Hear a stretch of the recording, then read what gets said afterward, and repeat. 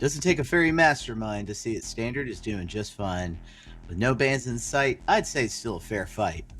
It only matters if it ladders. Comment below as we walk through the Week 5 recap of Karlov Manor Standard.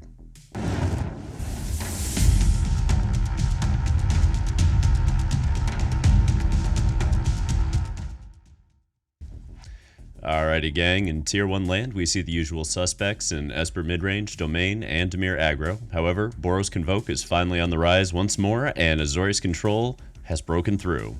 Stay tuned as we talk through the shifts of each. In Tier 2 world, we see the return of Bant Toxic and Mono Red has all the aggro players happy, but Golgari Midrange holds steady, ready to grind out the competition one bat at a time. And lastly, in Brewer's Corner, we'll take a look at Convoke variants, a little spicy Jund action, an off-the-wall Blue Skies build, and a revamp on the ever-classic Rakdos Reanimator. Oh yeah. Rebels, we've partnered with TOA Magic on our Stay of the Meta series. Click the link below in the description to head on over after the video and check out their store. And while you're there, don't forget to use the code REBELLION for 5% off your order at checkout. As always, TOA Magic can deliver all your cards in one package with free track shipping on every order and over 1 million fulfilled orders to date. I mean, we're all about dependability here at the Rebellion, and we can confirm that TOA gets it done right. Now on to our Tier 1 archetype breakdowns, starting with Dimir Aggro.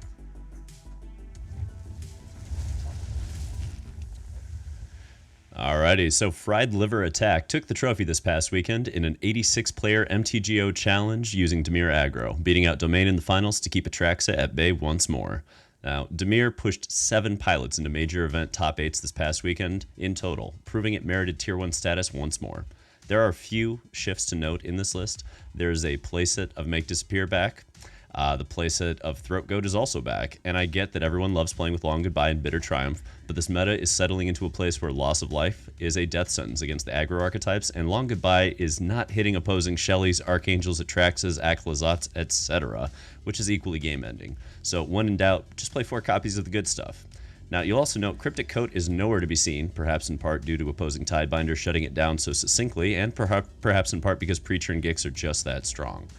Aclazats is also taking the place of Gix's command in the main, and these two have kind of flipped back and forth depending on the meta, but Aclazats is so well positioned right now that I get wanting it moving forward. Oh yeah, and of note right there, Blot Out, that seems like a great card against a specific sector of the meta, especially the go big, fast decks like Ramp, Reanimator. Do you suggest keeping it to 1 in the sideboard, 1 copy there, or are there potential situations where you may want more than 1? I mean, when it comes to Blot Out, I think it's fantastic against cards like Aclazats where there's no inherent value on impact. They have to swing for there to be any value. And also cards like Shelly where it's not going to be a ton of value lost if you have to wait until your turn and draw a card, right? But against cards like Atraxa or Archangel, it's a bigger deal that their ETB effects are going to give them an inherently larger advantage. Your Blot Out is only mitigating part of the card, right? And so it's not as good in those scenarios where you really want to be countering the big card versus dealing with it once it's already impacted the board. And that's kind of the question mark on why you would want to play more than 1 is how many Aclazats are you seeing versus how many Atraxas, I think. Okay, makes a lot of sense. Let's now go to Boros Convoke. This is your favorite deck at this point, right, Max? It sure is. I've been playing it in paper and digital. So Cameron Rue smashed the 96-player we'll call it ReCQ at SCG Con in Philadelphia using the ever-popular Boros Convoke deck. In fact, Boros Convoke took down 3 major events this past weekend while pushing 5 pilots into top 8s, cementing it as the winningest archetype this week by a solid margin. So why this build over the other ones that took home trophies? Honestly, a little bit personal preference. This version of the deck is actually doing something really clever, so let's just take a moment to discuss that. The 4 Invasion of Gobakons accompanied by 2 Cathar Commandos is my favorite part of the sideboard, and previously we pushed for Urbrask's Forge over Invasion of Gobakon, in large part due to temporary lockdown obsoleting the invasion when lockdown impacts the board. However, if you get the invasion's primary enter the battlefield effect a second time if they lock down, and then you free everything up with the Cathar Commando flashing in, sacking, and blowing up the lockdown, you then get to stutter step them 2 turns for every 1 turn that they delay you with lockdown. Now, I'm still not 100% sold on this gang, but I'm inclined to give it a try as it clearly paid dividends for Cameron all day long. Oh yeah. I of course, yeah. I mean, you know what my build is. I have some issues with some of the selective selections here, but nonetheless, if we're talking about the sideboard game plan, Lantern Flare, Barrage, and the Festivities, those are also in there, and those are really strong additions. Do you like where that whole sideboard is currently placed against the meta, or are they any other adjustments, any other cards we should consider in light of what's in Tier 1 this week? I mean, I think in light of what's in Tier 1, this is well positioned. The Invasion of Gobakons, when combined with Cathar Commandos, is doing kind of a clever stutter step on the control decks that are reliant on temporary lockdowns. And I think that is where you want to be potentially, because these Azorius Control decks are on the 4 March of Otherworldly Light because of Urbrask's Forge. That's how they responded to that, is saying, okay, we need 4 main deck outs to that so that we can see them post-board as well. And they don't want to remove Invasions. Invasion's a really awkward card to try to remove with March. So I see where you get points there, essentially, where they're trying to answer your one-and-done threat, and you're going, no, it's just an overarching game plan. So I like where it's positioned. I do. The and the Festivities are well-positioned in the mirror. They're just fine against the Bant Toxic players and anybody else trying to go hyper aggro. And your Lantern Flares are there saying, we're going to beat Mono Red. We're going to beat Mono Red. God help us, we're beating Mono Red today, you know? So. Yeah, it's definitely been an arms race, especially with Azorius Control. Wow. Yeah, I posted a meme this week of the 4 temporary lockdowns that locked me down in a major match on Arena, and that was really symptomatic of the kind of week I've been having. But right. In any event, let's move on. Let's talk about the next big deck, Esper Midrange. Ale Milan 19 made it to the semifinals of the 86-player MTGO Challenge on Sunday, rocking out Esper Midrange. Now, let's note that the archetype tied Dimir Aggro by placing 7 pilots into major event top 8s this past weekend, which again puts it into Tier 1 status. So let's see what's new in this list. Now, the main board is fairly standard, although the third cut down shifting to the first long goodbye is interesting given the glut of 2 casting cost spells in this list, and that 2-1 split of Virtue to Aclazotz has continued to be the trend lately, as has playing the 2 waifus over the Shieldreds. The sideboard, though, is where this list gets spicy. What you'll see here are the 2 Kaido Shizuki making their way into this list despite the prevalence of Tidebinder in the format, leading us to believe that it's being sided in against the archetypes that don't typically play with Tishana. To that end, Azorius Control may have gained enough ground to merit Kaido's return, and we saw this adjustment before with Boros Convoke and the fact that they were playing Invasions instead of Urbrask's Forge. And I think similarly, that's why you're seeing Kaido, because you're seeing very strong Azorius Control lists getting played and people adjusting sideboards specifically for that archetype. Oh yeah, that's definitely what's going on. I noticed something here. We've got the single copy of Obscura Interceptor. Interesting effect, right? Because you may not be able to counter the Atraxa every time. So that's intriguing to me. I also thought about another card, Endless Detour. Do you think these cards are coming back? No to the Endless Detour, but yes, I see why the Obscure Interceptor is there. Like, we have these domain players that are playing Cavernous Souls, and they're saying you're not going to counter this. Like, Atraxas coming down, so help me God, these angels are not getting countered when they're coming out of heaven, right? And Obscure Interceptor does a great job of saying, okay, but not till next turn. And the beauty of that is you have this deck, Esper Midrange, that is playing a very tempo-oriented game against Domain, at least. It's not trying to outgrind Domain. You're not winning the long game. You're trying to get Rafine going, and you're trying to push, right? So having a card like Obscura Interceptor where they go Archangel of Wrath or they go Atraxa, and you go, not till next turn anyway, here's a, 3-1, probably a 4-2 lifelinker. There's already probably a Rafine down. Let's swing through. That's another 8 points of damage. So that is not a small swing that you get to do while bouncing their best spell back to their hand and forcing them into that line of play. And I think that's just a very clever, spicy one-up for that exact reason. That makes a lot of sense. That really does, especially with the Esper archetype being able to wield that card in the way that it does. I don't think Bant colors are really trying to do the same thing in that strategy. But no, I mean, who knows? There's always that one more turn when you're playing against Domain sometimes that you just need. Right. I've been in that situation so many times. Speaking of which, let's talk about Domain.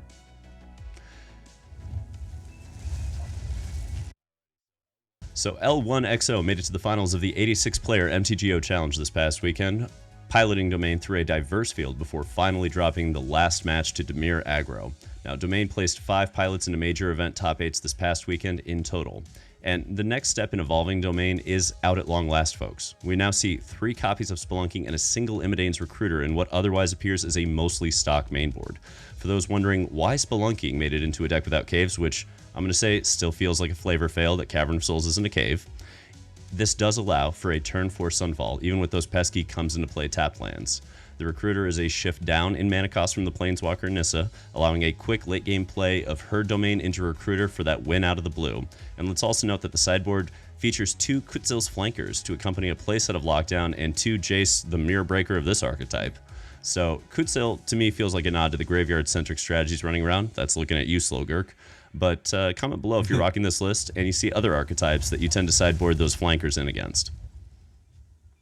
Yeah, Analyze the Pollen, Courier's Briefcase, March of Otherworldly Light. We've really seen Domain play around with its flex slots quite a bit.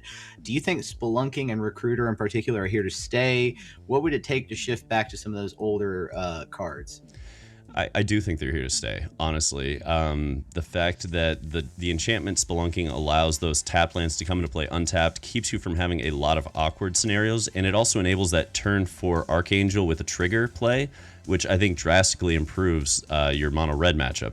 And the point here is that I think the deck wanted 4 more Topiary Stompers anyway, and this gives you that. I mean, you're only playing 3, but you have 7, essentially you have 7 Topiary Stompers by playing it this way.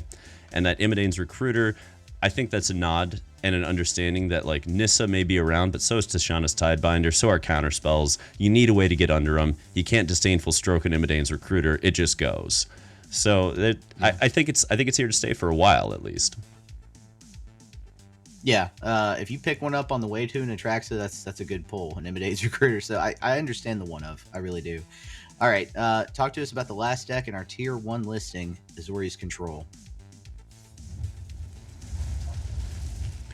Jabberwocky made it to the finals of Saturday's 60-player MTGO Challenge while piloting Azorius Control. While Golgari won the last match and kept Jabberwocky from yet another trophy, we noted that 6 pilots made top 8s at major events this past weekend with the archetype, and that's enough to elevate it into Tier 1 status at long last. Now, there are 9 Wraths, 6 counters, 9 pieces of spot removal, 8 draw engines, 28 lands, and a partridge in a pear tree in this deck. And it's tuned up. It's rough to push through. There may not be a whole lot of win cons in it, but it's nearly guaranteed to ensure your opponents have 4 to 8 mostly dead removal spells in the main board, and that advantage in Game 1 isn't a small thing when you're forcing your opponents to draw their highly relevant sideboard cards in every single postboard game because you've slanted Game 1 so heavily in your favor. So I really like where this archetype is positioned. I know it's a miserable thing for most people to play against. I understand the mirrors go forever and cause so many rounds to end in, timeouts on arena or draws in paper. But I'm a lover of Control. I played Drow New Mirrors once upon a time. I love Control. I'm sure Athena the Bun will have something to say in the comments about that. Right. But yeah, look, we just got the ban announcement, and Standard had no bans. Sunfall wasn't on there. Farewell wasn't on there. It's fair to say Wizards thinks that this deck is well balanced. It's fair. It's not too strong. That being said, with my frustrations this past week in mind, what beats Azorius Control? Has it really shored up its weaknesses against, hyper aggro, for example? Yeah, so there's an old saying with Control that you lose to fish. And this was based on an old archetype of merfolk that was able to play around the counter spells, kind of weave its way through by playing cheaper counters and cheaper threats and sticky threats, things that were difficult to deal with. And that's what Dimir is right now. That's what I like against Azorius Control. I played a set of 10 games, 5 pre, 5 post board with Athena the Bun last week. And I was on Dimir. She was on Azorius Control. I think I ended up at 8-2, and part of that was playing cards like Cryptic Coat in the main, which you're not seeing in as many Dimir builds, but I still like them. But like Cryptic Coat is one heck of a card when you play it up against Azorius Control. It's wild. I'll have to slot some in. But okay, that does it for our Tier 1 list. Let's go ahead and jump down into Tier 2, where I'll start with Bant Toxic. I'm going to have to say I apologize for the pronunciations this time, but Panagiotis Arvidas placed first at a WPN qualifier this past week with Bant Toxic. There were several other appearances, top 8 appearances for this deck across other major events as well. Specifically, there were 3 other top 8 appearances that I think I saw. But while previous iterations and those iterations, they've had plenty of success. The version of the deck that we included here, I wanted to because there's 4 copies of a card I've yet to see in the other lists, specifically Aspirant's Ascent. And what this card signifies to me is the deck's desire to really get through with more evasion, increase the clock. The scenario I imagine, for example, is a Jawbone Duelist coming in with double strike, double toxic, right? 2 toxic, dropping 4 poison counters in total with flying. Now, imagine adding that and then another one with Rot Priest just for the fact that you targeted your Jawbone Duelist. Additionally, I think this card can help you dodge cut downs, most common removal spell used against this deck currently. Definitely something that I think Toxic players should consider in their deck building. So, Max, looking at Bant Toxic, I'm noticing that we're trending into Slaughter Singer in the main board as a 3 of lately. Why is that, do you think? I'm going to theorize that Slaughter Singer really helps beef up your board in a Skrelv's Hive shell. When you need, especially against decks like Convoke and Red, you really need that life gain, and it helps you with that lifelink ability once you corrupt the opponent. Also, it's a 2 toxic body that, like we just said, can gain evasion from Aspirant's Ascent or Skrelv. Let's talk a little bit more about the resurgence of everyone's favorite, Mono Red. Oh, yeah. Kenton Najin made it to the finals of the ReCQ at SCG-Con in Philly this past weekend, ultimately failing to take down Boros Convoke, but putting Mono Red back on the map. Now, I know a lot of you commented last week wondering how Mono Red could have fallen off the map despite being on the ladder, and to clarify, our process involves going through tournament results, systematically counting out the top 8s, trophies, and balancing those against tournament attendance to determine the top results of the week. Mono Red had 4 recorded top 8s at major events this past weekend for reference. So, hence its placement. In summary, last weekend had enough results to push Mono Red back on the map, and we're happy to see the evolution of this archetype continue with Fugitive Codebreaker and Case of the Crimson Pulse. Interesting cards to add to the list. I don't know. I have my own opinions about those cards. Well, I mean, let's talk about it. Is Case of the Crimson Pulse officially the way forward, and is that also true for Fugitive Codebreaker, or are these just hedges for a particular reason? I'm really unsure. Now, I don't necessarily think Red has to go this way in terms of deck building. In the classic Get 'em Dead Red, right? You would love to have access to all these extra cards in the late game, but I feel like the modern Red deck, if you're building with this sort of strategy in mind, then you've already sort of admitted that Red runs out of fuel. And I'm not sure that the current iterations of Red do. I do like Codebreaker. It's a great body.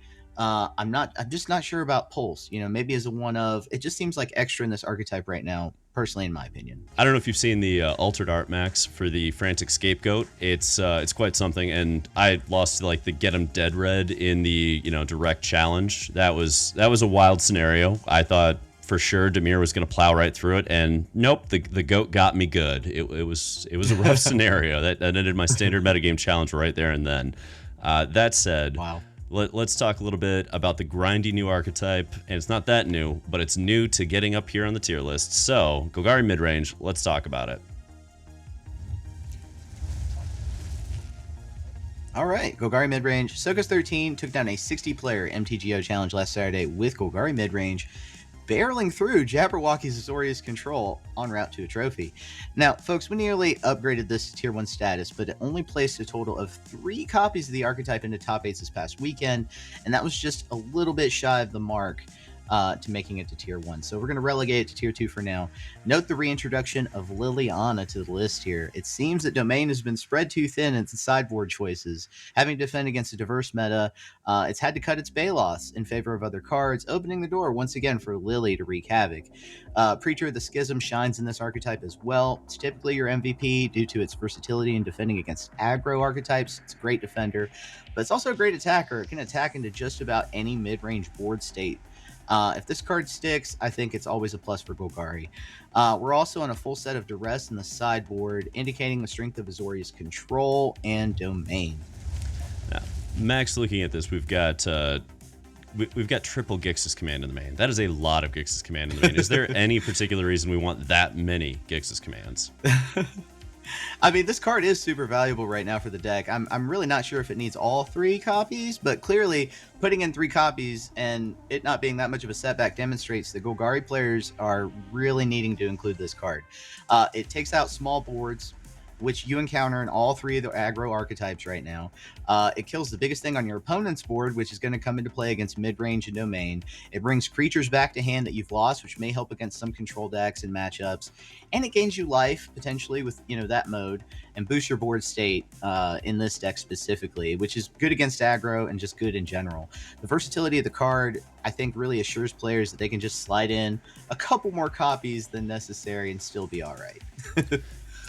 Fair. I'll tell you what, let's turn favorite segment every week, Brewer's Corner. Let's hit it. Let's start with a little Selesnya Convoke. Welcome to Selesnya Convoke.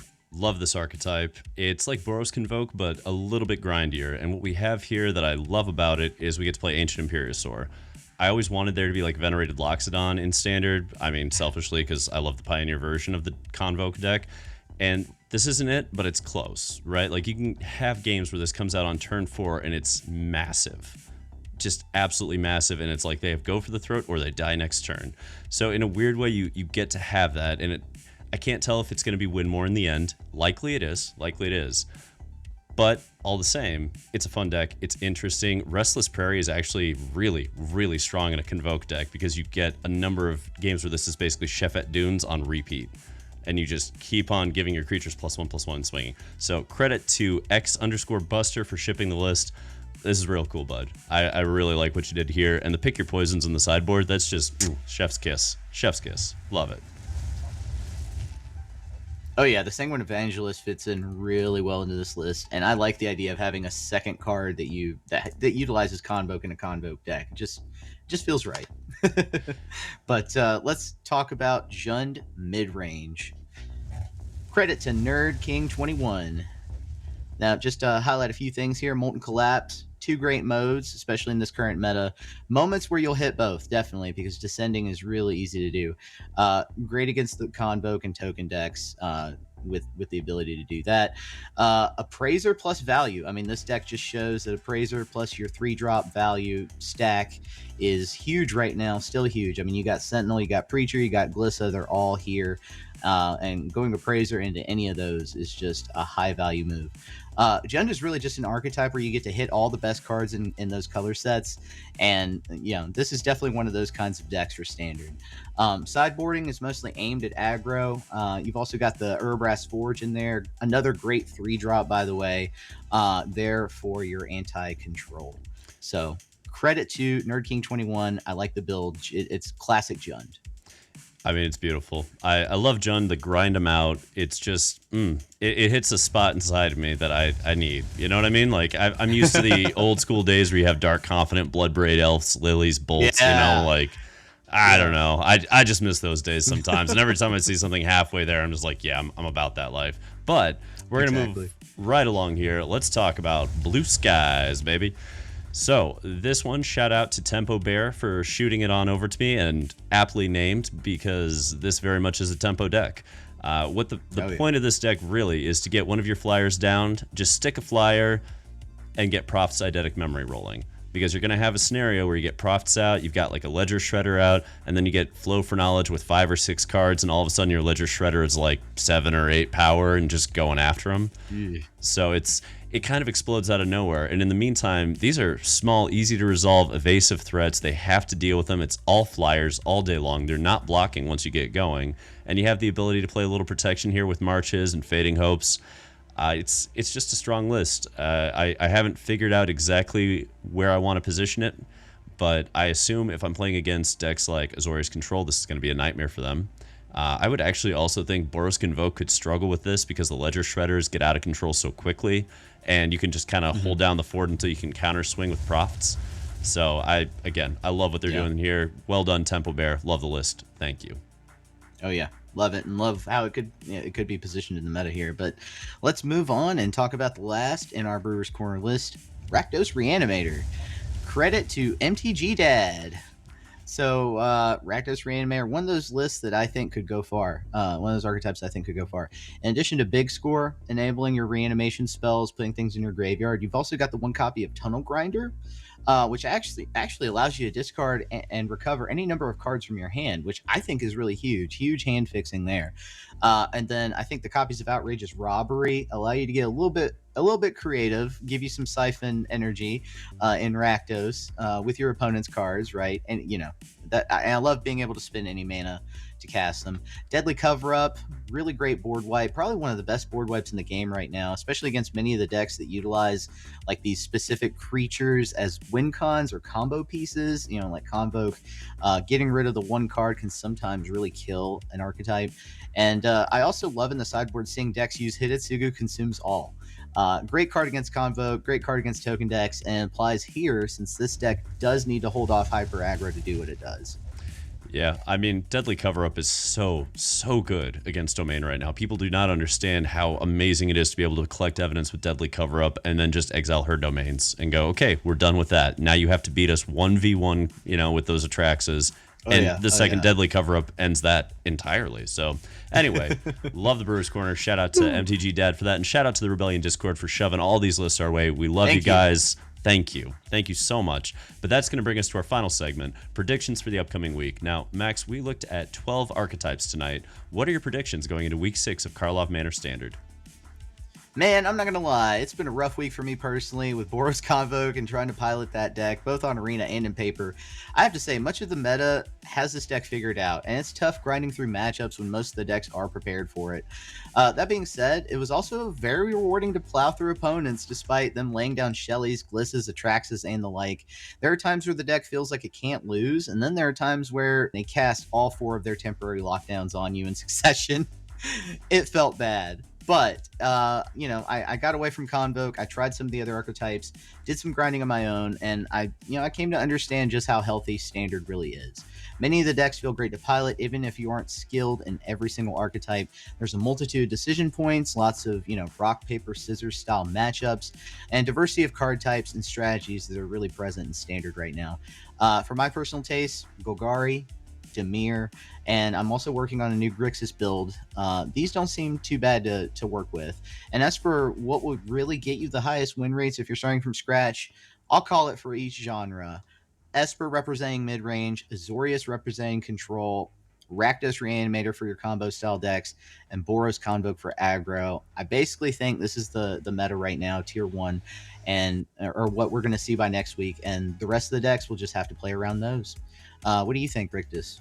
So, I mean, we're in week 6 now, Max, which is approximately halfway through the season. In those 6 weeks, we've seen the rise, fall, and rise again of both Boros Convoke and Azorius Control. Esper Midrange and Domain have continued their dominant trends in the meta. Dimir Aggro has re-emerged to take a dominant position as well due to favorable positioning in the meta.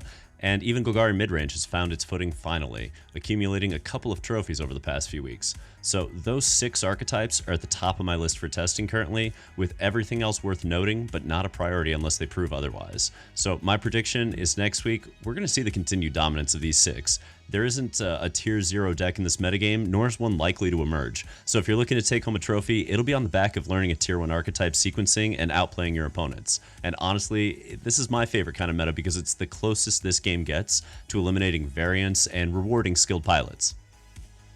Oh yeah, I totally agree. It's been fun.